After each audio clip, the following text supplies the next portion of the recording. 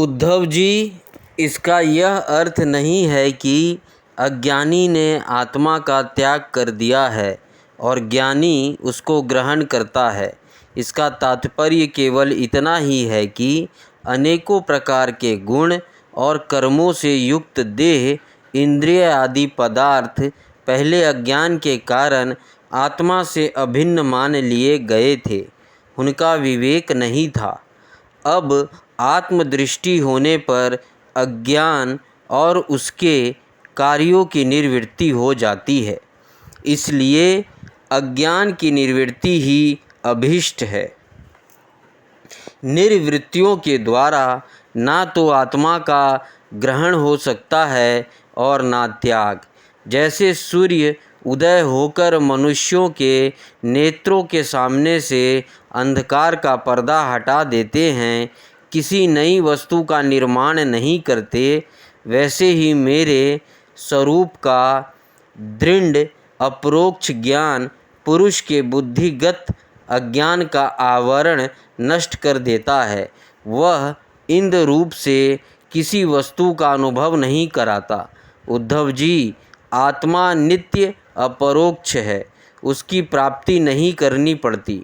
वह स्वयं प्रकाश है, उसमें अज्ञान आदि किसी प्रकार के विकार नहीं हैं। वह जन्म रहित है, अर्थात कभी किसी प्रकार भी वृत्ति में आरूढ़ नहीं होता, इसलिए अप्रमेय है। ज्ञान आदि के द्वारा उसका संस्कार भी नहीं किया जा सकता। आत्मा में देश, काल, वस्तुकृत परिच्छेद ना होने के कारण अस्तित्व, वृद्धि, परिवर्तन, ह्रास और विनाश उसका स्पर्श भी नहीं कर सकते। सबकी और सब प्रकार की अनुभूतियाँ आत्मस्वरूप ही है। जब मन और वाणी आत्मा को अपना अविषय समझकर निर्वृत्त हो जाते हैं, तब वही सजातीय, विजातीय और स्वगत भेद से शून्य एक अद्वितीय रह जाता है। व्यवहार दृष्टि से उसके स्वरूप का वाणी और प्राण आदि के प्रवर्तक के रूप में निरूपण किया जाता है।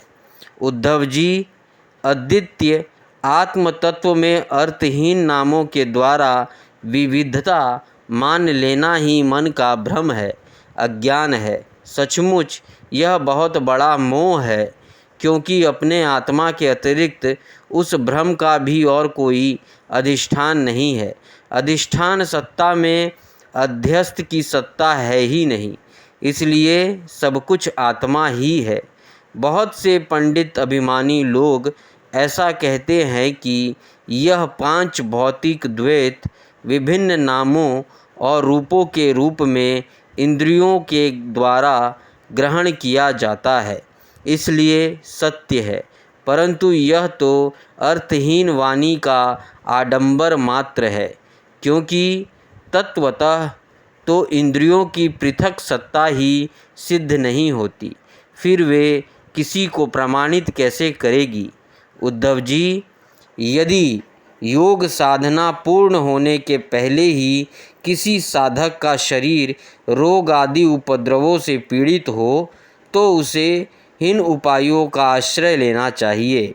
गर्मी, ठंडक आदि को चंद्रमा, सूर्य आदि की धारणा के द्वारा, वात आदि रोगों को वायु धारणा युक्त आसनों के द्वारा और ग्रह संपार्दकृत विघ्नों को तपस्या, मंत्रों एवं औषधि के द्वारा नष्ट कर डालना चाहिए। काम, क्रोध आदि विघ्नों को मेरे चिंतन और नाम संकीर्तन आदि के द्वारा नष्ट करना चाहिए तथा पतन की ओर ले जाने वाले दंभ, मद आदि विघ्नों को धीरे धीरे महापुरुषों की सेवा के द्वारा दूर कर देना चाहिए। कोई मनस्वी योगी विविध उपायों के द्वारा इस शरीर को सुदृढ़ और युवा अवस्था में स्थिर करके फिर अनिमा आदि सिद्धियों के लिए योग साधन करते हैं, परंतु बुद्धिमान पुरुष ऐसे विचार का समर्थन नहीं करते, क्योंकि यह तो एक व्यर्थ प्रयास है। वृक्ष में लगे हुए फल के समान इस शरीर का नाश तो अवश्य भवी है।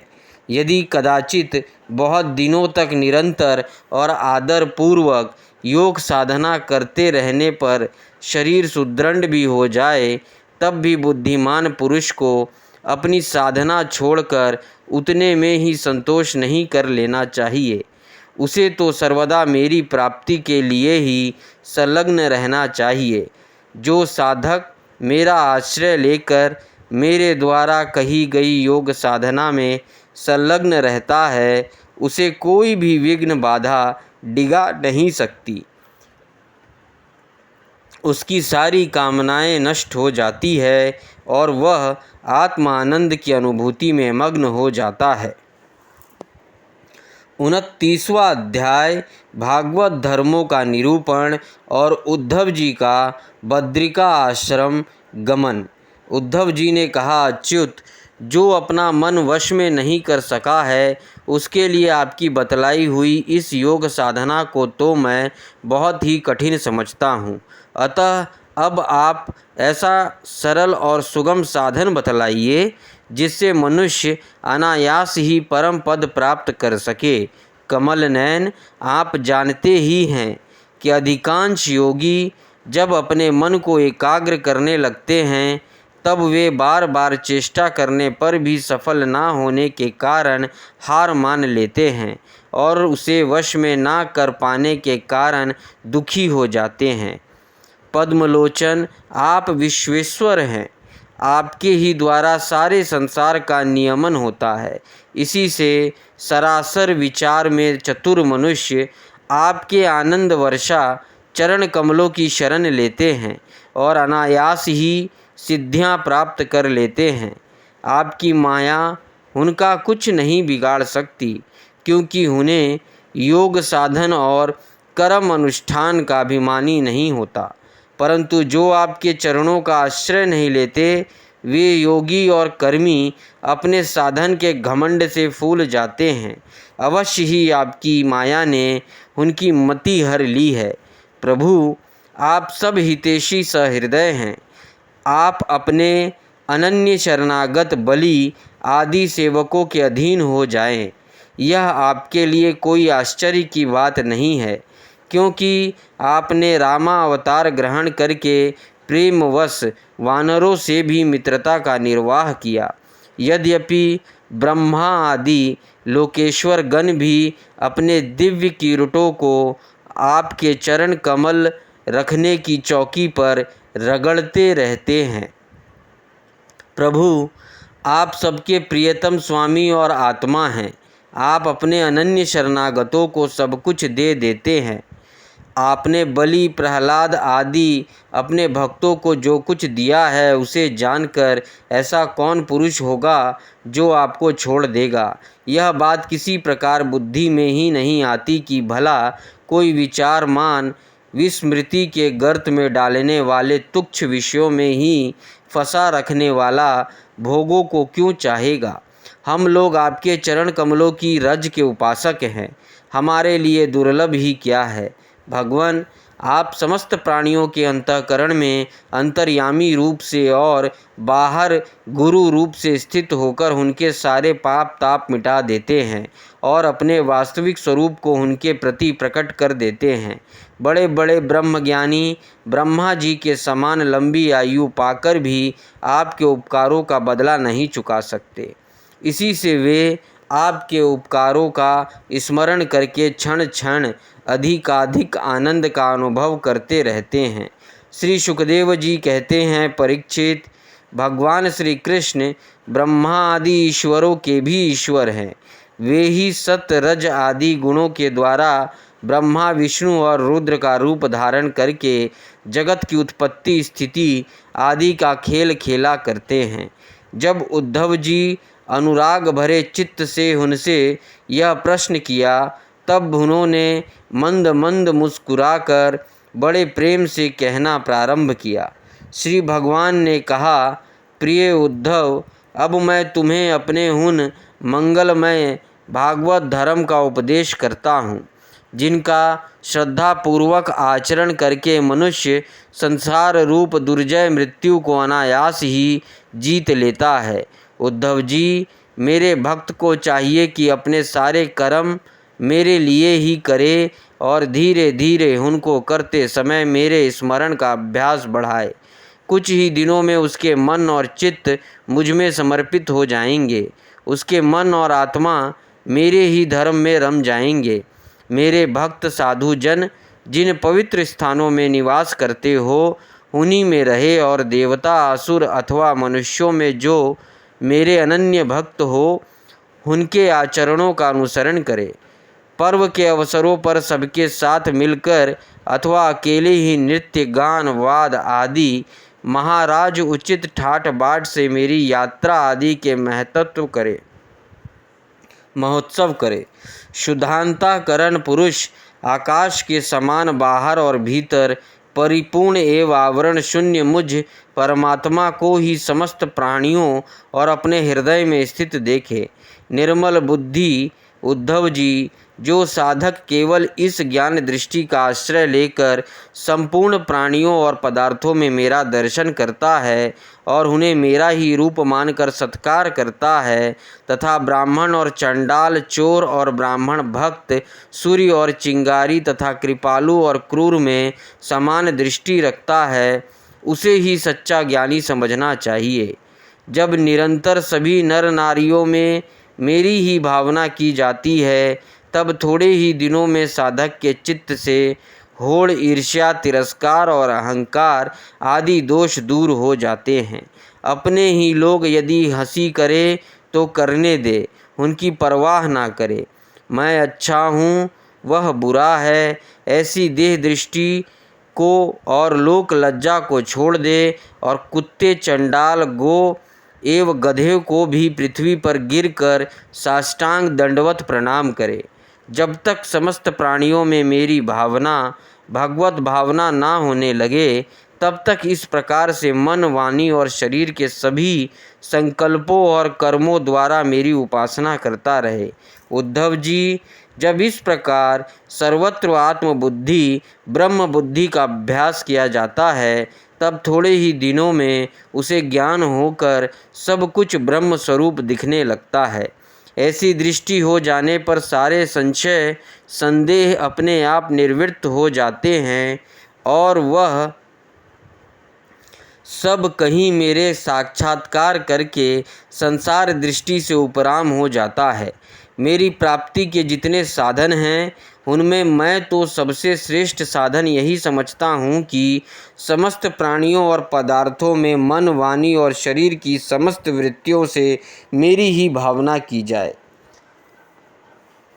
उद्धव जी, यही मेरा अपना भागवत धर्म है। इसको एक बार आरंभ कर देने के बाद फिर किसी प्रकार की विघ्न बाधा से इसमें रत्ती भर भी अंतर नहीं पड़ता, क्योंकि वह धर्म निष्काम है और स्वयं मैंने ही इसे निर्गुण होने के कारण सर्वोत्तम निश्चय किया है।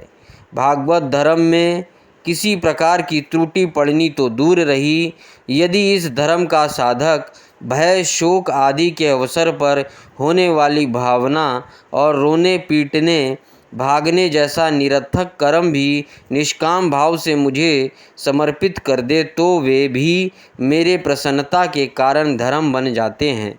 विवेकियों के विवेक और चतुरों की चतुराई पर पराकाष्ठा इसी में है कि वे इस विनाशी और असत्य शरीर के द्वारा मुझ अविनाशी एवं सत्य तत्व को प्राप्त कर ले।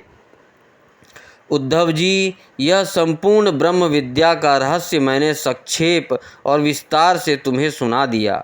इस रहस्य को समझना मनुष्यों की तो कौन कहे, देवताओं के लिए भी अत्यंत कठिन है।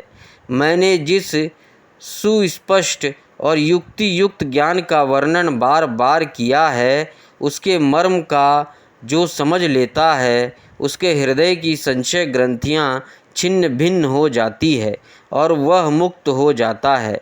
मैंने तुम्हारे प्रश्न का भली भांति खुलासा कर दिया। जो पुरुष हमारे प्रश्नोत्तर को विचार पूर्वक धारण करेगा वह वेदों के भी परम रहस्य सनातन पर ब्रह्म को प्राप्त कर लेगा।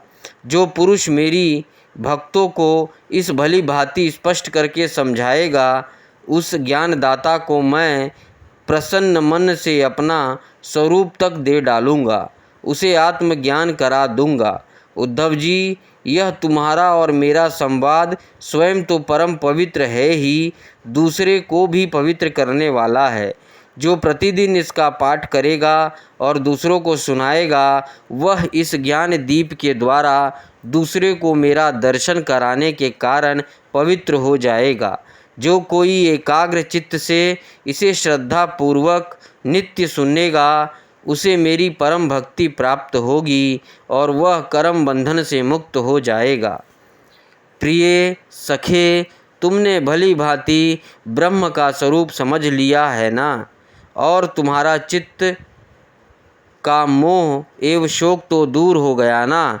तुम इस दाम्भिक, नास्तिक, शठ, अश्रद्धालु, भक्तिहीन और उद्धत पुरुष को कभी मत देना। जो हीन दोषों से रहित हो, ब्राह्मण भक्त हो, प्रेमी हो, साधु स्वभाव हो और जिसका चरित्र पवित्र हो, उसी को यह प्रसंग सुनाना चाहिए। यदि शूद्र और स्त्री भी मेरे प्रति प्रेम भक्ति रखते हो, तो उन्हें भी इसका उपदेश करना चाहिए। जैसे दिव्य अमृतपान कर लेने पर कुछ भी पीना शेष नहीं रहता, वैसे ही यह जान लेने पर जिज्ञासुओं के लिए और कुछ भी जानना शेष नहीं रहता। प्यारे उद्धव, मनुष्य को ज्ञान, कर्म, योग, वाणिज्य और राजदंड आदि से क्रमशः मोक्ष, धर्म, काम और अर्थ रूप फल प्राप्त होते हैं, परंतु तुम्हारे जैसे अनन्य भक्तों के लिए वह चारों प्रकार का फल केवल मैं ही हूँ।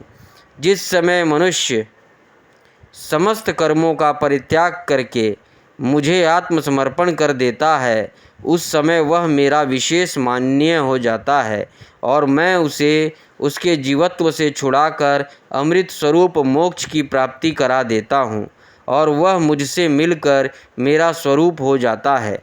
श्री सुखदेव जी कहते हैं, परीक्षित, अब उद्धव जी योग मार्ग का पूरा पूरा उपदेश प्राप्त कर चुके थे। भगवान श्री कृष्ण की बातें सुनकर उनकी आंखों में आंसू उमड़ आए। प्रेम की बाढ़ से गला रुंध गया। चुपचाप हाथ जोड़े रह गए और वाणी से कुछ बोला ना गया। उनका चित्त प्रेम वेश से विहल हो रहा था। उन्होंने धैर्यपूर्वक उसे रोका और अपने को अत्यंत सौभाग्यशाली अनुभव करते हुए सिर से यदुवंश शिरोमणि भगवान श्री कृष्ण के चरणों को स्पर्श किया तथा हाथ जोड़कर उनसे यह प्रार्थना की। उद्धव जी ने कहा, प्रभु, आप माया और ब्रह्मा आदि के भी मूल कारण हैं। मैं मोह के महान अंधकार में भटक रहा था। आपके सत्संग से वह सदा के लिए भाग गया। भला जो अग्नि के पास पहुंच गया, उसके सामने क्या शीत, अंधकार और उसके कारण होने वाला भय ठहर सकते हैं। भगवान, आपकी मोहिनी माया ने मेरे ज्ञान दीपक छीन लिया था, परंतु आपने कृपा करके वह फिर अपने सेवकों को लौटा दिया। आपने मेरे ऊपर महान अनुग्रह की वर्षा की है। ऐसा कौन होगा जो आपके इस कृपा प्रसाद का अनुभव करके भी आपके चरण कमलों को शरण छोड़ दे और किसी दूसरे का सहारा ले। आपने अपनी माया से सृष्टि वृद्धि के लिए दाशरह, वृष्णि, अंधक और सात्यवत वंशी यादवों के साथ मुझ सुदृढ़ स्नेह पाश से बांध दिया था। आज आपने आत्मबोध की तीखी तलवार से उस बंधन को अनायास ही काट डाला। महायोगेश्वर, मेरा आपको नमस्कार है। अब आप कृपा करके मुझ शरणागत को ऐसी आज्ञा दीजिए जिससे आपके चरण कमलों में मेरी अनन्य भक्ति बनी रहे। भगवान श्री कृष्ण ने कहा, उद्धव जी, अब तुम मेरी आज्ञा से बदरी वन में चले जाओ। वहाँ मेरा ही आश्रम है। वहाँ मेरे चरण कमलों के धोवन, गंगा जल का स्नान पान के द्वारा सेवन करके तुम पवित्र हो जाओगे। अलकानंदा के दर्शन मात्र से तुम्हारे सारे पाप ताप नष्ट हो जाएंगे। प्रिय उद्धव, तुम वहाँ वृक्षों की छाल पहनना, वन के कंदमूल फल खाना और किसी भोग की अपेक्षा ना रखकर निस्पृह वृत्ति से अपने आप में मस्त रहना। सर्दी गर्मी सुख दुख जो कुछ आ पड़े उसे सम रहकर सहना। स्वभाव सौम्य रखना, इंद्रियों को वश में रखना, चित्त शांत रहे, बुद्धि समाहित रहे और तुम स्वयं मेरे स्वरूप के ज्ञान और अनुभव में डूबे रहना। मैंने तुम्हें जो कुछ शिक्षा दी है उसका एकांत में विचार पूर्वक अनुभव करते रहना। अपनी वाणी और चित्त मुझ में ही लगाए रहना और मेरे बतलाए हुए भागवत धर्म में प्रेम से रम जाना। अंत में तुम त्रिगुण और उनसे संबंध रखने वाली गतियों को पार करके उनसे परे मेरे परमार्थ स्वरूप में मिल जाओगे। श्री सुखदेव जी कहते हैं, परीक्षित, भगवान श्री कृष्ण के स्वरूप का ज्ञान संसार के भेद भ्रम को छिन्न भिन्न कर देता है। जब उन्होंने स्वयं उद्धव जी को ऐसा उपदेश किया तो उन्होंने उनकी परिक्रमा की और उनके चरणों पर सिर रख दिया। इसमें संदेह नहीं कि उद्धव जी संयोग वियोग से होने वाले सुख दुख के जोड़े से परे थे, क्योंकि वे भगवान के निर्द्वंद चरणों की शरण ले चुके थे। फिर भी वहाँ से चलते समय उनका चित्त प्रेमावेश से भर गया। उन्होंने अपने नेत्रों की झरती हुई अश्रुधारा से भगवान के चरण कमलों को भिगो दिया। परीक्षित, भगवान के प्रति प्रेम करके उसका त्याग करना संभव नहीं है। उन्हीं के वियोग की कल्पना से उद्धव जी कातर हो गए, उनका त्याग करने में समर्थ ना हुए, बार बार विहल होकर मूर्छित होने लगे। कुछ समय के बाद उन्होंने भगवान श्री कृष्ण के चरणों की पादुकाएं अपने सिर पर रख ली और बार बार भगवान के चरणों में प्रणाम करके वहां से प्रस्थान किया। भगवान के परम प्रेमी भक्त उद्धव जी हृदय में उनकी दिव्य छवि धारण किए बद्रिका आश्रम पहुँचे और वहाँ उन्होंने तपोमय जीवन व्यतीत करके जगत के एकमात्र हितैषी भगवान श्री कृष्ण के उपदेश अनुसार उनकी स्वरूप भूत परम गति प्राप्त की। भगवान शंकर आदि योगेश्वर भी सच्चिदानंद स्वरूप भगवान श्री कृष्ण के चरणों की सेवा किया करते हैं। उन्होंने स्वयं श्रीमुख से अपने परम प्रेमी भक्त उद्धव के लिए इस ज्ञान अमृत का वितरण किया। यह ज्ञान अमृत आनंद महासागर का सार है। जो श्रद्धा के साथ इसका सेवन करता है वह तो मुक्त हो ही जाता है, उसके संग से सारा जगत मुक्त हो जाता है। परीक्षित, जैसे भौरा विभिन्न पुष्पों से उनका सार मधु संग्रह कर लेता है, वैसे ही स्वयं वेदों को प्रकाशित करने वाले भगवान श्री कृष्ण ने भक्तों को संसार से मुक्त करने के लिए वह ज्ञान और विज्ञान का सार निकाला है। उन्होंने जरा रोग आदि भय की निवृत्ति के लिए क्षीर समुद्र से अमृत भी निकाला था तथा इन्हें क्रमशः अपने निर्वृत्त मार्गी और प्रवृत्त मार्गी भक्तों को पिलाया। वे ही पुरुषोत्तम भगवान श्री कृष्ण सारे जगत के मूल कारण हैं। मैं उनके चरणों में नमस्कार करता हूँ। 30वां अध्याय यदुकुल का संहार। राजा परीक्षित ने पूछा, भगवान, जब महाभागवत उद्धव जी बद्री वन को चले गए तब भूत भावन भगवान श्री कृष्ण ने द्वारका में क्या लीला रची। प्रभु, यदुवंश शिरोमणि भगवान श्री कृष्ण ने अपने कुल के ब्रह्मशाप ग्रस्त होने पर सबके नेत्रादि इंद्रियों के परम प्रिय अपने दिव्य श्री विग्रह की लीला का सवर्ण कैसे किया। भगवान, जब स्त्रियों के नेत्र उनके श्री विग्रह में लग जाते थे तब वे उन्हें वहाँ से हटाने में असमर्थ हो जाती थी। जब संत महापुरुष उनकी रूप माधुरी का वर्णन सुनते हैं तब वह श्री विग्रह कानों के रास्ते प्रवेश करके उनके चित्त में गड़ सा जाता है, वहाँ से हटना नहीं जाता। उसकी शोभा कवियों की काव्य रचना में अनुराग का रंग भर देती है और उनका सम्मान बढ़ा देती है। इसके संबंध में तो कहना ही क्या है। महाभारत युद्ध के समय जब वे हमारे दादा अर्जुन के रथ पर बैठे हुए थे, उस समय जिन योद्धाओं ने उसे देखते देखते शरीर त्याग किया, उन्हें सारूप्य मुक्ति मिल गई। उन्होंने अपना ऐसा अद्भुत श्री विग्रह किस प्रकार अंतर्धान किया। श्री सुखदेव जी कहते हैं, परीक्षित, जब भगवान श्री कृष्ण ने देखा कि आकाश, पृथ्वी और अंतरिक्ष में बड़े बड़े उत्पात अशकुन हो रहे हैं, तब उन्होंने सुधर्मा सभा में उपस्थित सभी यदुवंशियों से यह बात कही। श्रेष्ठ यदुवंशियों, यह देखो, द्वारका में बड़े बड़े भयंकर उत्पात होने लगे हैं। ये साक्षात यमराज की ध्वजा के समान हमारे महान अनिष्ट के सूचक हैं। अब हमें यहाँ घड़ी दो घड़ी भी नहीं ठहरना चाहिए। स्त्रियां, बच्चे और बूढ़े यहाँ से शंखोद्धार क्षेत्र में चले जाए और हम लोग प्रभास क्षेत्र में चले। आप सब जानते हैं कि वहाँ सरस्वती पश्चिम की ओर बहकर समुद्र में जा मिली है।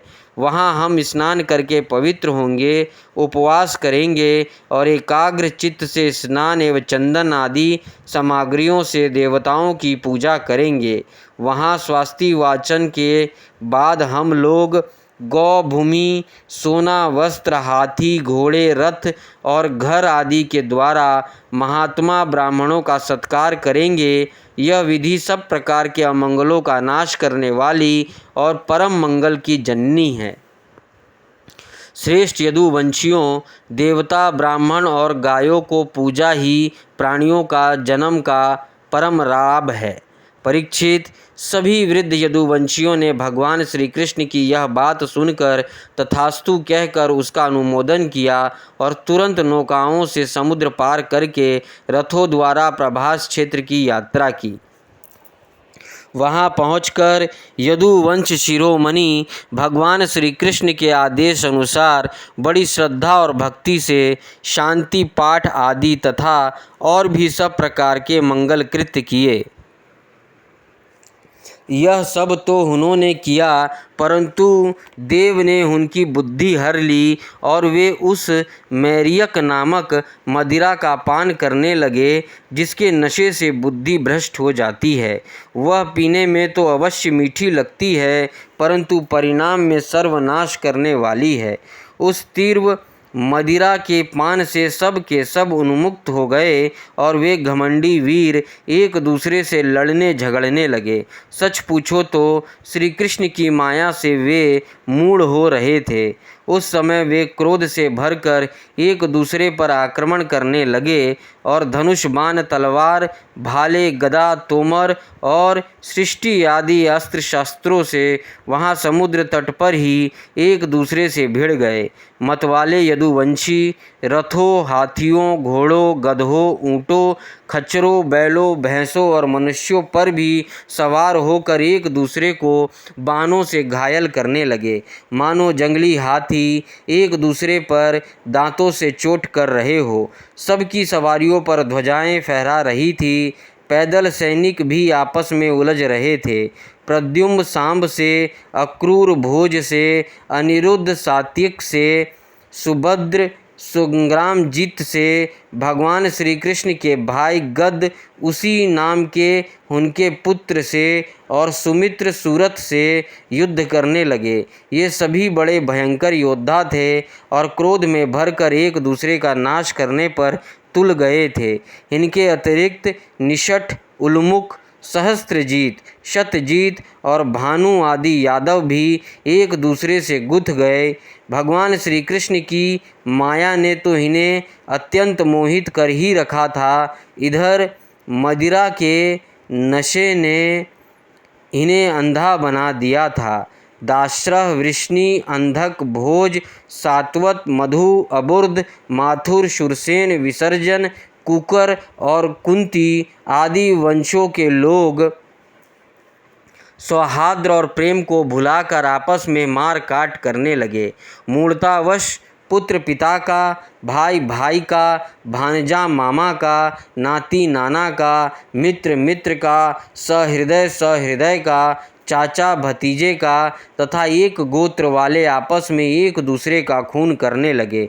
अंत में जब उनके सब बाण समाप्त हो गए, धनुष टूट गए और शास्त्र अस्त्र नष्ट भ्रष्ट हो गए, तब उन्होंने अपने हाथों से समुद्र तट पर लगी हुई एरका नाम की घास उखाड़नी शुरू की। यह वही घास थी जो ऋषियों के शाप के कारण उत्पन्न हुए लोहमय मूसल के चूर से पैदा हुई थी। हे राजन, उनके हाथों में आते ही वह घास वज्र के समान कठोर मुदगरों के रूप में परिणित हो गई। अब वे रोष से भरकर उसी घास के द्वारा अपने विपक्षियों पर प्रहार करने लगे। भगवान श्री कृष्ण ने उन्हें मना किया तो उन्होंने उनको और बलराम जी को भी अपना शत्रु समझ लिया। उन आताताइयों की बुद्धि ऐसी मूढ़ हो रही थी, वे उन्हें मारने के लिए उनकी ओर दौड़ पड़े। कुरुनंदन, अब भगवान श्री कृष्ण और बलराम जी भी क्रोध में भरकर युद्ध भूमि में इधर उधर विचरने और मुट्ठी की मुट्ठी एरका घास उखाड़ उखाड़ कर उन्हें मारने लगे। एरका घास की मुट्ठी ही मुदगर के समान चोट करती थी। जैसे बाँसों की रगड़ से उत्पन्न होकर दावा नल बाँसों को ही भस्म कर देता है, वैसे ही ब्रह्म शाप से ग्रस्त और भगवान श्री कृष्ण की माया से मोहित यदुवंशियों के स्पर्धा मूलक क्रोध ने उनका ध्वंस कर दिया। जब भगवान श्री कृष्ण ने देखा कि समस्त यदुवंशियों का संहार हो चुका, तब उन्होंने यह सोचकर संतोष की सांस ली कि पृथ्वी का बचा खुचा भार भी उतर गया। परीक्षित, बलराम जी ने समुद्र तट पर बैठकर एकाग्र चित्त से परमात्मा चिंतन करते हुए अपने आत्मा को आत्मा स्वरूप में ही स्थिर कर लिया और मनुष्य शरीर छोड़ दिया। जब भगवान श्री कृष्ण ने देखा कि मेरे बड़े भाई बलराम जी परम पद में लीन हो गए, तब वे एक पीपल के पेड़ के तले जाकर चुपचाप धरती पर ही बैठ गए। भगवान श्री कृष्ण ने उस समय अपनी अंग कांति से दे दीप्यमान चतुर्भुज रूप धारण कर रखा था और धूम से रहित अग्नि के समान दिशाओं को अंधकार रहित प्रकाशमान बना रहे थे। वर्षाकालीन मेघ के समान सावले शरीर से तपे हुए सोने के समान ज्योति निकल रही थी। वक्ष स्थल पर श्रीवत्स का चिन्ह शोभामान था। वे रेशमी पीतांबर की धोती और वैसा ही दुपट्टा धारण किए हुए थे। बड़ा ही मंगलमय रूप था। मुख कमल पर सुंदर मुस्कान और कपोलों पर नीली नीली अलके बड़ी ही सुहावनी लगती थी। कमल के समान सुंदर सुंदर एवं सुकुमार नेत्र थे। कानों में मकराकृत कुंडल झिलमिला रहे थे। कमर में करघनी, कंधे पर यज्ञोपवीत, माथे पर मुकुट, कलाई में कंगन, बाहों में बाजूबंद, वक्ष स्थल पर हार, चरणों में नुपुर, उंगलियों में अंगूठियां और गले में कौस्तुभ मणि शोभामान हो रही थी। घुटनों तक वनमाला लटकी हुई थी। शंख चक्र गदा आदि आयुध मूर्तिमान होकर प्रभु की सेवा कर रहे थे। उस समय भगवान अपनी दाहिनी जांघ पर बायां चरण रख कर बैठे हुए थे। लाल लाल तलवा रक्त कमल के समान चमक रहा था। परीक्षित, जरा नाम का एक बहेलिया था। उसने मूसल के बचे हुए टुकड़ों से अपने बाण की गासी बना ली थी। उसे दूर से भगवान का लाल लाल तलवा हरिण के मुख के समान जान पड़ा। उसने उसे सचमुच हरिण समझकर अपनी उसी बाण से बीध दिया। जब वह पास आया तब उसने देखा कि अरे, ये तो चतुर्भुज पुरुष हैं। अब तो वह अपराध कर चुका था, इसलिए डर के मारे कांपने लगा और दैत्य दलन भगवान श्री कृष्ण के चरणों पर सिर रखकर धरती पर गिर पड़ा। उसने कहा, हे मधुसूदन, मैंने अनजाने में यह पाप किया है।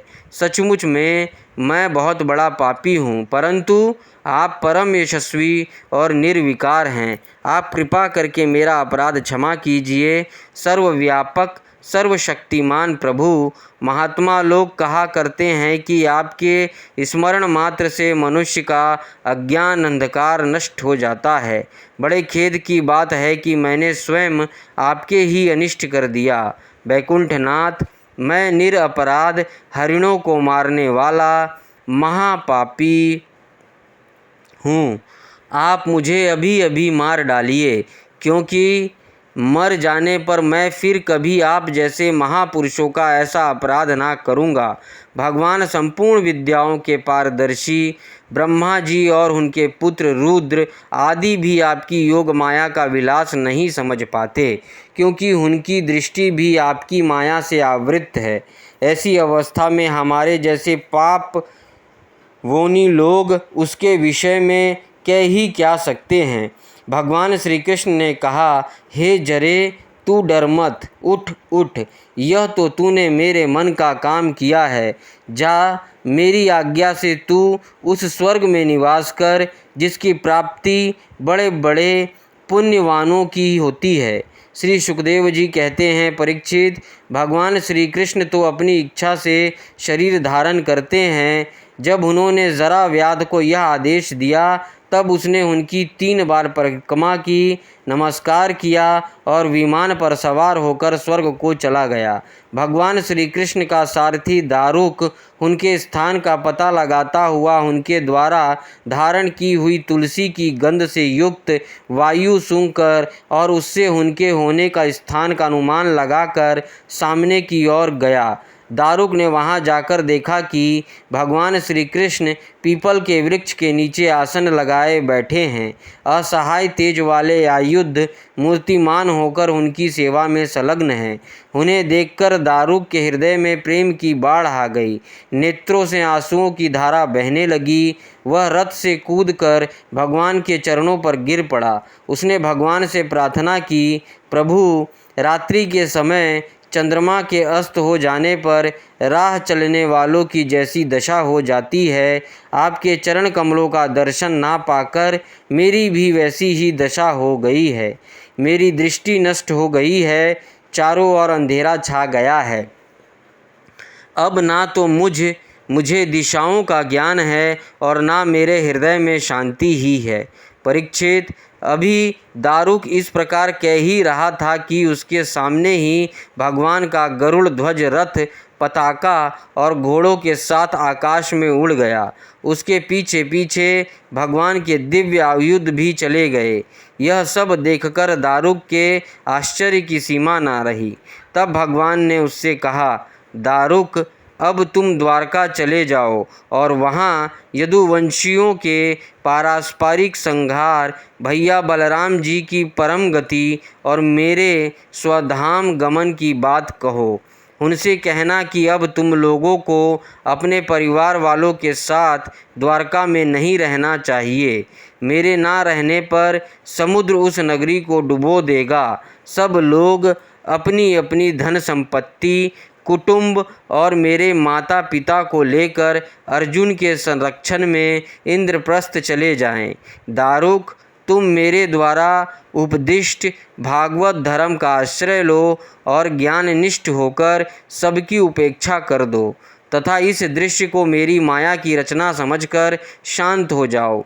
भगवान का यह आदेश पाकर दारुक ने उनकी परिक्रमा की और उनके चरण कमल अपने सिर पर रखकर बारंबार प्रणाम किया। तदनंतर वह उदास मन से द्वारका के लिए चल पड़ा। 31वां अध्याय, श्री भगवान का स्वधाम गमन। श्री सुखदेव जी कहते हैं, परीक्षित, दारुक के चले जाने पर ब्रह्मा जी, शिव पार्वती, इंद्र आदि लोकपाल, मरीचि आदि प्रजापति, बड़े बड़े ऋषि मुनि, पितर सिद्ध गंधर्व, विद्याधर, नागचरण, यक्ष राक्षस, किन्नर अप्सराएं तथा गरुड़ लोक के विभिन्न पक्षी अथवा मैत्रेय आदि ब्राह्मण भगवान श्री कृष्ण के परम धाम परस्थान को देखने के लिए बड़ी उत्सुकता से वहां आए। वे सभी भगवान श्री कृष्ण के जन्म और लीलाओं का गान अथवा वर्णन कर रहे थे। उनके विमानों से सारा आकाश भर सा गया था। वे बड़ी बड़ी भक्ति से भगवान पर पुष्पों की वर्षा कर रहे थे। सर्वव्यापक भगवान श्री कृष्ण ने ब्रह्मा जी और अपने विभूति स्वरूप देवताओं को देखकर अपने आत्मा को स्वरूप में स्थित किया और कमल के समान नेत्र बंद कर लिए। भगवान का श्री विग्रह उपासकों के ध्यान और धारणा का मंगलमय आधार और समस्त लोगों के लिए परम रमणीय आश्रय है। इसलिए उन्होंने योगियों के समान अग्नि देवता संबंधी योग धारणा के द्वारा उसको जलाया नहीं, सशरीर अपने धाम में चले गए। उस समय स्वर्ग में नगाड़े बजने लगे और आकाश से पुष्पों की वर्षा होने लगी। परीक्षित, भगवान श्री कृष्ण के पीछे पीछे इस लोक से सत्य, धर्म, धैर्य, कीर्ति और श्रीदेवी भी चली गई। भगवान श्री कृष्ण की गति मन और वाणी के परे है। तभी तो जब भगवान अपने धाम में प्रवेश करने लगे तब ब्रह्मा आदि देवता भी उन्हें ना देख सके। इस घटना से उन्हें बड़ा ही विस्मय हुआ। जैसे बिजली मेघमंडल को छोड़कर जब आकाश में प्रवेश करती है तब मनुष्य उसकी चाल नहीं देख पाते, वैसे ही बड़े बड़े देवता भी श्री कृष्ण की गति के संबंध में कुछ ना जान सके। ब्रह्मा जी और भगवान शंकर आदि देवता भगवान की यह परम योगमयी गति देखकर बड़े विस्मय के साथ उसकी प्रशंसा करते अपने अपने लोक में चले गए। परीक्षित, जैसे नट अनेकों प्रकार के स्वांग बनाता है परंतु रहता है उन सबसे निर्लेप, वैसे ही भगवान का मनुष्यों के समान जन्म लेना, लीला करना और फिर उसे सवरण कर लेना उनकी माया का विलास मात्र है, अभिनय मात्र है। वे स्वयं ही इस जगत की सृष्टि करके इसमें प्रवेश करके विहार करते हैं और अंत में संहार लीला करके अपने अनंत महिमामय स्वरूप में ही स्थित हो जाते हैं। सांदीपनी गुरु का पुत्र यमपुरी चला गया था परंतु उसे वे मनुष्य शरीर के साथ लौटा लाए। तुम्हारा ही शरीर ब्रह्मास्त्र से जल चुका था परंतु उन्होंने तुम्हें जीवित कर दिया। वास्तव में उनकी शरणागत वत्सलता ऐसी ही है। और तो क्या कहूँ, उन्होंने कालों के महाकाल भगवान शंकर को भी युद्ध में जीत लिया और अत्यंत अपराधी अपने शरीर पर ही प्रहार करने वाले व्याध को भी संदेह स्वर्ग भेज दिया। प्रिय परीक्षित, ऐसी स्थिति में क्या वे अपने शरीर को सदा के लिए यहाँ नहीं रख सकते थे? अवश्य ही रख सकते थे। यद्यपि भगवान श्री कृष्ण संपूर्ण जगत की स्थिति, उत्पत्ति और संहार के निरपेक्ष कारण हैं और संपूर्ण शक्तियों के धारण करने वाले हैं, तथापि उन्होंने अपने शरीर को इस संसार में बचा रखने की इच्छा नहीं की। इससे उन्होंने यह दिखाया कि इस मनुष्य शरीर से मुझे क्या प्रयोजन है। आत्मनिष्ठ पुरुषों के लिए यही आदर्श है कि वे शरीर रखने की चेष्टा ना करें।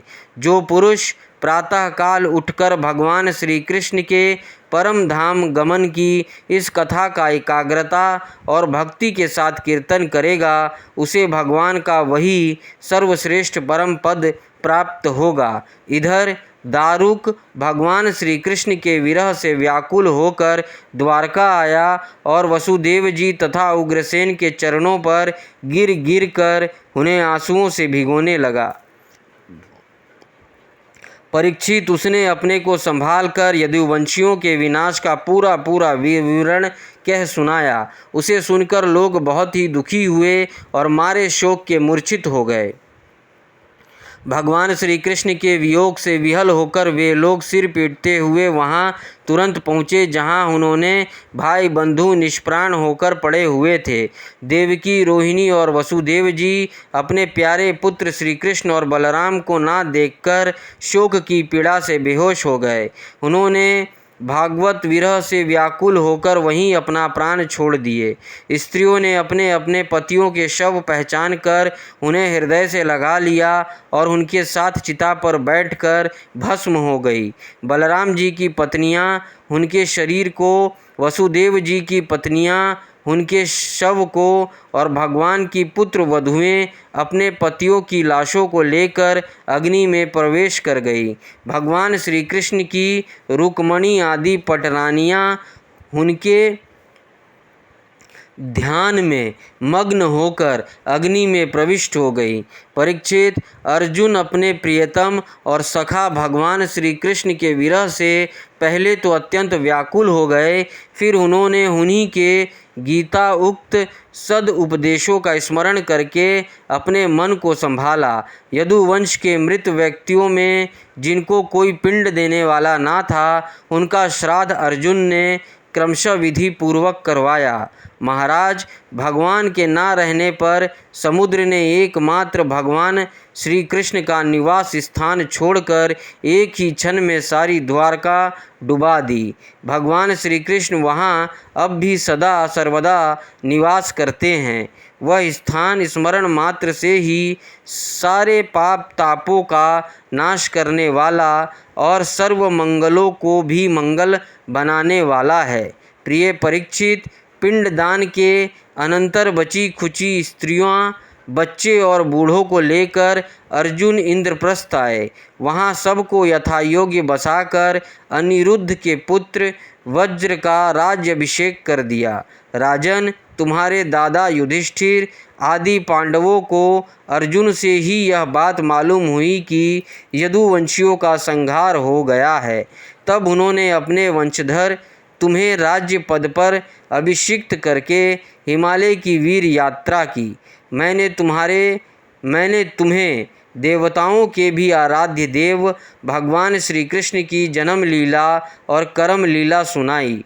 जो मनुष्य श्रद्धा के साथ इसका कीर्तन करता है, वह समस्त पापों से मुक्त हो जाता है।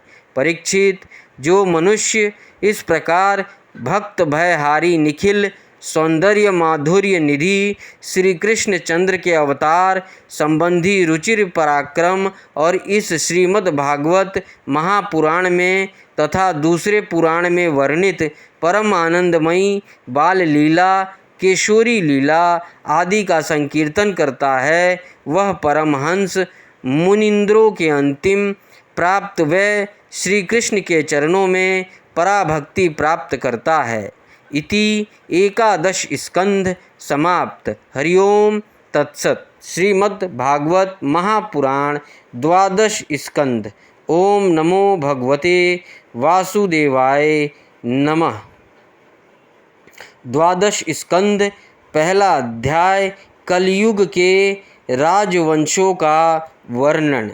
राजा परीक्षित ने पूछा, भगवान यदुवंश शिरोमणि भगवान श्री कृष्ण जब अपने परम धाम पधार गए, तब पृथ्वी पर किस वंश का राज्य हुआ तथा अब किसका राज्य होगा, आप कृपा करके मुझे यह बतलाइए। श्री सुखदेव जी ने कहा, प्रिय परीक्षित, मैंने तुम्हें 9वें स्कंद में यह बात बतलाई थी कि जरासंध के पिता ब्रह्मद्रथ के वंश में अंतिम राजा होगा पुरंजय अथवा रिपुंजय।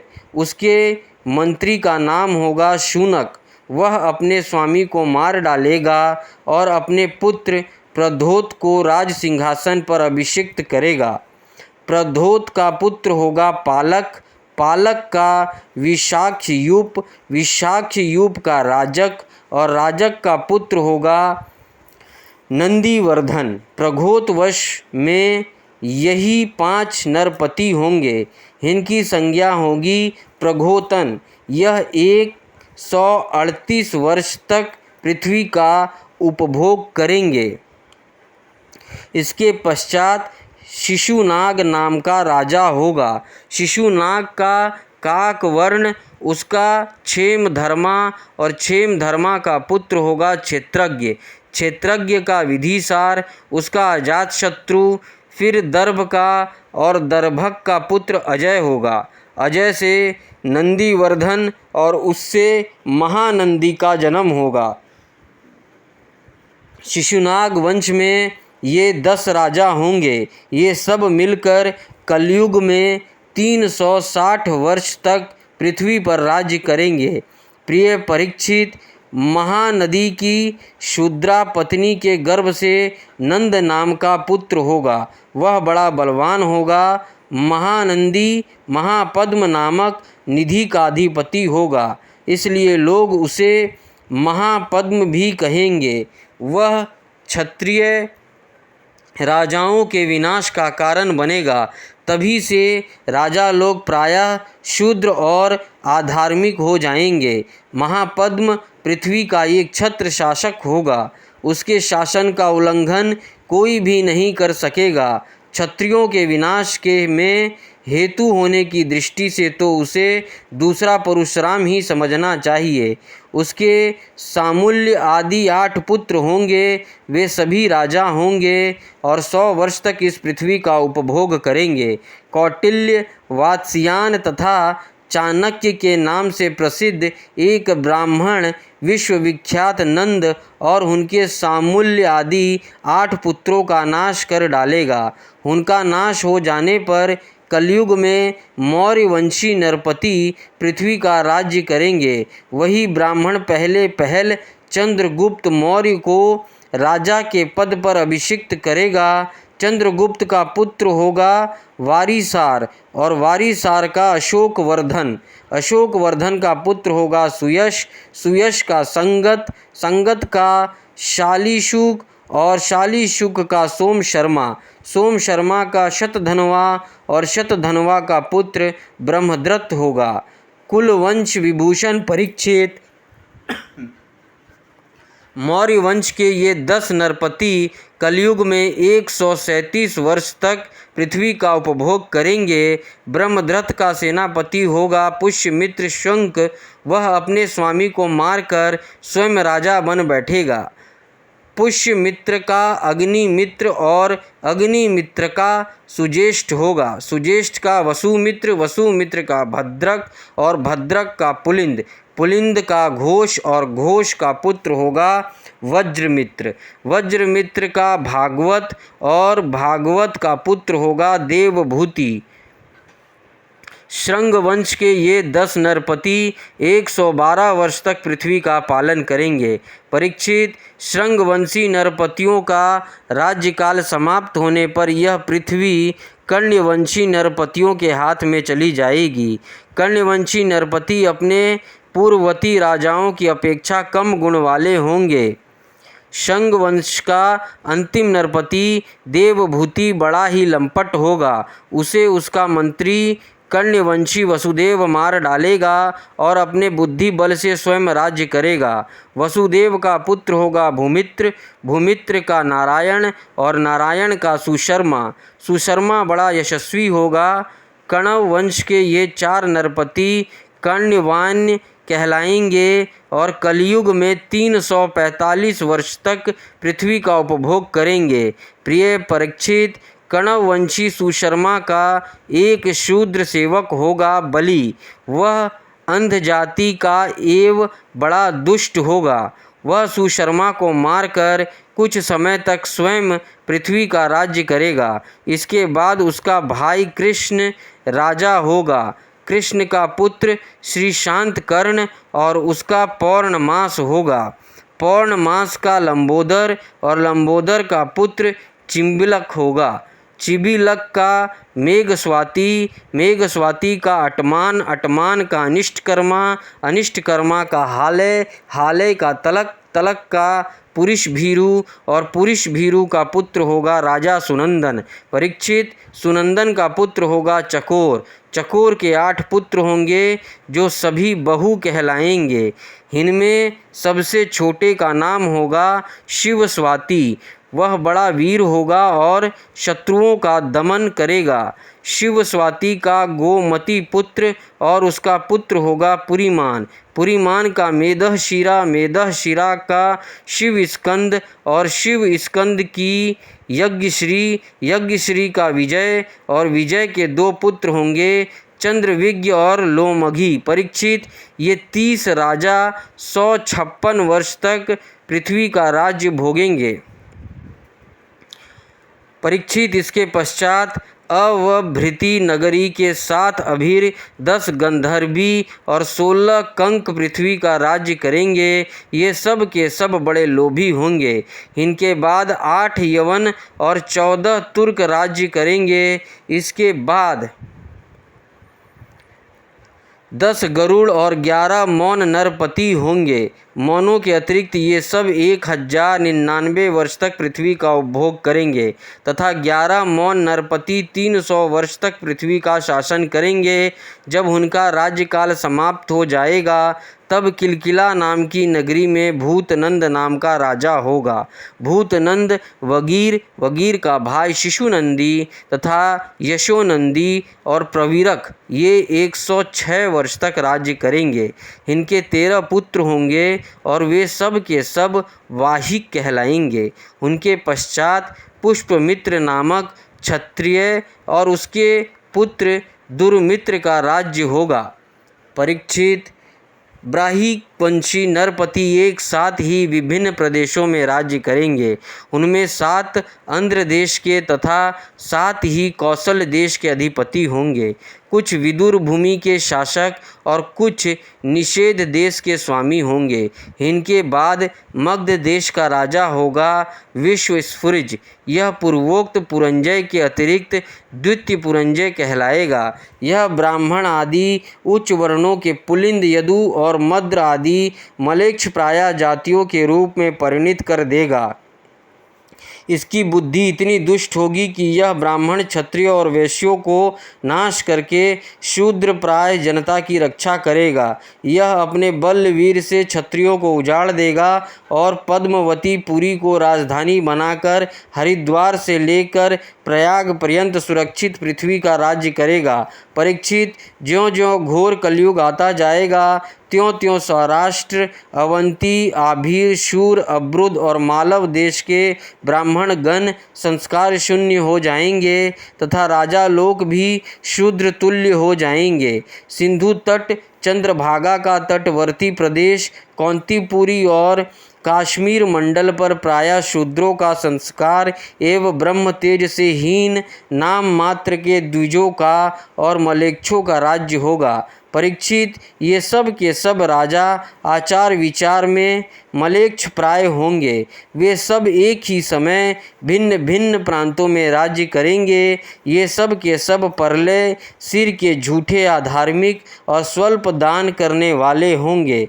छोटी छोटी बातों को लेकर ही ये क्रोध के मारे आग बबूला हो जाया करेंगे। ये दुष्ट लोग स्त्री, बच्चे, गाय, ब्राह्मणों को मारने में भी नहीं हिचकेंगे। दूसरे की स्त्री और धन हत्या लेने के लिए ये सर्वदा उत्सुक रहेंगे। ना तो इन्हें बढ़ते देर लगेगी और ना तो घटते। क्षण में रुष्ट तो क्षण में तुष्ट। इनकी शक्ति और आयु थोड़ी होगी। इनमें परंपरागत संस्कार नहीं होंगे। ये अपने कर्तव्य कर्म का पालन नहीं करेंगे। रजोगुण और तमोगुण से अंधे बने रहेंगे। राजा के वेश में ये मलेच्छ ही होंगे। वे लूट खसोट कर अपनी प्रजा का खून चूसेंगे। जब ऐसे लोगों का शासन होगा तो देश की प्रजा में भी वैसे ही स्वभाव, आचरण और भाषण की वृद्धि हो जाएगी। राजा लोग तो उनका शोषण करेंगे ही, वे आपस में भी एक दूसरे को उत्पीड़ित करेंगे और अंततः सब के सब नष्ट हो जाएंगे। दूसरा अध्याय, कलयुग के धर्म। श्री सुखदेव जी कहते हैं, परीक्षित, समय बड़ा बलवान है। ज्यों-ज्यों घोर कलयुग आता जाएगा त्यों-त्यों उत्तरोत्तर धर्म, सत्य, पवित्रता, क्षमा, दया, आयु, बल और स्मरण शक्ति का लोप होता जाएगा।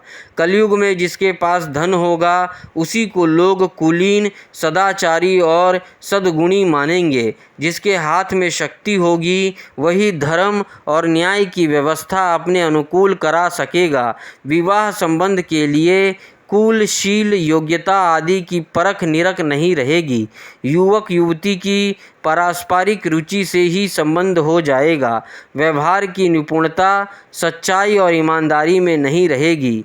जो जितना छल कपट कर सकेगा वह उतना ही व्यवहार कुशल माना जाएगा। स्त्री और पुरुष की श्रेष्ठता का आधार उनका शील संयम ना होकर केवल रति कौशल ही रहेगा। ब्राह्मण की पहचान उसके गुण स्वभाव से नहीं यज्ञोपवीत से हुआ करेगी। वस्त्र, दंड, कमंडल आदि से ही ब्रह्मचारी, सन्यासी आदि आश्रमों की पहचान होगी और एक दूसरे का चिन्ह स्वीकार कर लेना ही एक से दूसरे आश्रम में प्रवेश का स्वरूप होगा। जो घूस देने या धन खर्च करने में असमर्थ होगा उसे अदालतों से ठीक ठीक न्याय ना मिल सकेगा। जो बोल चाल में जितना चालाक होगा उसे उतना ही बड़ा पंडित माना जाएगा। असाधुता की दोषी होने की एक ही पहचान रहेगी, गरीब होना। जो जितना अधिक दंभ पाखंड कर सकेगा उसे उतना ही बड़ा साधु समझा जाएगा। विवाह के लिए एक दूसरे की स्वीकृति ही पर्याप्त होगी। शास्त्रीय विधि विधान की संस्कार आदि की कोई आवश्यकता ना समझी जाएगी। बाल आदि संवार कर कपड़े लत्ते से लैस हो जाना ही स्नान समझा जाएगा। लोग दूर के तालाब को तीर्थ मानेंगे और निकट के तीर्थ गंगा, गोमती, माता पिता आदि की उपेक्षा करेंगे। सिर पर बड़े बड़े बाल काकुल रखना ही शारीरिक सौंदर्य का चिन्ह समझा जाएगा और जीवन का सबसे बड़ा पुरुषार्थ होगा अपना पेट भर लेना। जो जितनी ढिठाई से बात कर सकेगा उसे उतना ही सच्चा समझा जाएगा। योग्यता चतुराई का सबसे बड़ा लक्षण यही होगा कि मनुष्य अपने कुटुंब का पालन कर ले। धर्म का सेवन यश के लिए किया जाएगा। इस प्रकार जब सारी पृथ्वी पर दुष्टों का बोलबाला हो जाएगा तब राजा होने का कोई नियम ना रहेगा। ब्राह्मण, क्षत्रिय, वैश्य अथवा शूद्र में जो बली होगा वही राजा बन बैठेगा। उस समय के नीच राजा अत्यंत निर्दयी एवं क्रूर होंगे। लोभी तो इतने होंगे कि उनमें और लुटेरों में कोई अंतर ना किया जा सकेगा। वे प्रजा की पूंजी एवं पत्नियों तक को छीन लेंगे। उनसे डरकर प्रजा पहाड़ों और जंगलों में भाग जाएगी। उस समय प्रजा तरह तरह के शाक, कंदमूल, मांस, मधु, फल फूल और बीज गुठली आदि खा खाकर अपना पेट भरेगी। कभी वर्षा ना होगी, सूखा पड़ जाएगा, तो कभी कर पर कर लगाए जाएंगे। कभी कड़ाके की सर्दी पड़ेगी तो कभी पाला पड़ेगा। कभी आंधी चलेगी, कभी गर्मी पड़ेगी तो कभी बाढ़ आ जाएगी। इन उत्पातों से तथा आपस के संघर्ष से प्रजा अत्यंत पीड़ित होगी, नष्ट हो जाएगी। लोग भूख प्यास तथा नाना प्रकार की चिंताओं से दुखी रहेंगे। रोगों से तो उन्हें छुटकारा ही ना मिलेगा। कलयुग में मनुष्य की परम आयु केवल 20 या 30 वर्ष की होगी। परीक्षित, कली काल के दोष से प्राणियों के शरीर छोटे छोटे, क्षीण और रोगग्रस्त होने लगेंगे।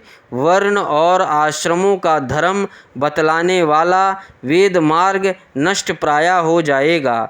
धर्म में पाखंड की प्रधानता हो जाएगी। राजे महाराजे डाकू लुटेरों के समान ही हो जाएंगे। मनुष्य चोरी, झूठ तथा निरपराध हिंसा आदि नाना प्रकार के कुकर्मों से जीविका चलाने लगेंगे। चारों वर्णों के लोग शूद्रों के समान हो जाएंगे। गाय बकरियों की तरह छोटी छोटी और कम दूध देने वाली हो जाएंगी। वानप्रस्थी और सन्यासी आदि विरक्त आश्रम वाले भी घर गृहस्थी जुटाकर गृहस्थों का सा व्यापार करने लगेंगे। जिनसे वैवाहिक संबंध है उन्हीं को अपना संबंधी माना जाएगा। धान, जौ, गेहूँ आदि धान्यों के पौधे छोटे छोटे होने लगेंगे। वृक्षों में अधिकांश समी के समान छोटे और कटीले वृक्ष ही रह जाएंगे। बादलों में बिजली तो बहुत चमकेगी परंतु वर्षा कम होगी। गृहस्थों के घर पर अतिथि सत्कार या वेद ध्वनि से रहित होने के कारण अथवा जनसंख्या घट जाने के कारण सूने सूने हो जाएंगे। परीक्षित, अधिक क्या कहूँ, कलयुग का अंत होते होते मनुष्य का स्वभाव गधों जैसा दुस्सह बन जाएगा। लोग प्रायः गृहस्थी का भार ढोने वाले और विषयी हो जाएंगे। ऐसी स्थिति में धर्म की रक्षा करने के लिए सद्गुण स्वीकार करके स्वयं भगवान अवतार ग्रहण करेंगे। प्रिय परीक्षित, सर्वव्यापक भगवान विष्णु सर्वशक्तिमान हैं।